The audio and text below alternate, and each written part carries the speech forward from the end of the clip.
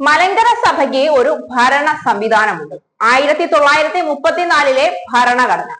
സമാന്തരമായ ഒരു ഭരണ സംവിധാനം മലങ്കര സഭയിൽ കോടതി അനുവദിക്കുന്നില്ല. 2017 ജൂലൈ 3 സുപ്രീം കോടതി ഉത്തരവിൽ പറയുന്നുണ്ട്, പാത്രിയാർക്കീസിന്റെ ആത്മീയ മേൽക്കോയ്മയുടെ മറവിൽ പള്ളികളിൽ സമാന്തര ഭരണ സംവിധാനം ഉണ്ടാക്കുക എന്നതും അനുവദനീയമല്ല. ഇത് ഭാരതത്തിന്റെ പരമോന്നത കോടതിയുടെ വിധിയാണ്. ഇത് രാജ്യത്തിന്റെ നിയമമാണ്.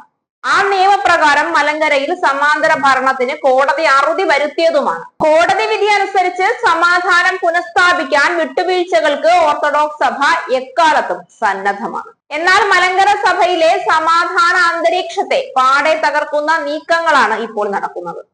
സമാന്തര ഭരണത്തിന് കോടതി അറുതി വരുത്തിയിട്ടും വീണ്ടും അധികാര കേന്ദ്രങ്ങൾ സ്ഥാപിക്കാൻ ശ്രമിക്കുന്നത് നീതിന്യായ വ്യവസ്ഥിതിയോടുള്ള വെല്ലുവിളിയാണ്. ഇത്തരം നിയമവിരുദ്ധ പ്രവർത്തനങ്ങളെ സംസ്ഥാന സർക്കാർ പിന്തുണയ്ക്കുന്നത് ഒരിക്കലും ശരിയല്ല. മലങ്കര സഭയിലെ സമാധാനത്തിന് വിള്ളൽ വീഴ്ത്തുന്ന നീക്കമാണ് ലെബനോനിൽ നടത്താൻ പോകുന്ന ബദൽ കത്തോലിക്ക വാഴിക്കൽ ചടങ്ങ്. ഈ സമാന്തര ഭരണത്തെ ആശീർവദിക്കാൻ നിയമമന്ത്രി അടക്കം 7 പേരാണ് സർക്കാർ ചെലവിൽ വിദേശത്ത് പോകുന്നത്. ഭരണഘടനയോടുള്ള കൂറും വിധേയത്വവും പ്രഖ്യാപിച്ച് അധികാരമേറ്റവർ രാജ്യത്തെ നിയമത്തെ കണ്ടില്ലെന്ന് നടിക്കുന്നത് ഉന്നതമായ ജനാധിപത്യ മൂല്യങ്ങളോടുള്ള അവഹേളനമായി മാത്രമേ കാണാൻ കഴിയൂ. സംസ്ഥാനത്തെ നിയമമന്ത്രി തന്നെ നിയമലംഘനത്തിന് കൂട്ടുനിൽക്കുന്നുവെന്നത് ആശങ്കാജനകമാണ്. നിയമവിരുദ്ധ നിലപാടും അന്ധമായ ഓർത്തഡോക്സ് സഭ വിരോധവും കേരള സഭയുടെ വിനാശത്തിന് കാരണമാകും.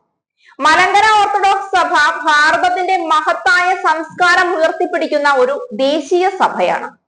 അന്ധമായ ഓർത്തഡോക്സ് സഭാ വിരോധവും നിയമവിരുദ്ധ നിലപാടും വിദൂര ഭാവിയിൽ കേരള സഭയിൽ ചെറുതല്ലാത്ത ഉലച്ചിൽ ഉണ്ടാക്കുമെന്നതിൽ തർക്കമില്ല.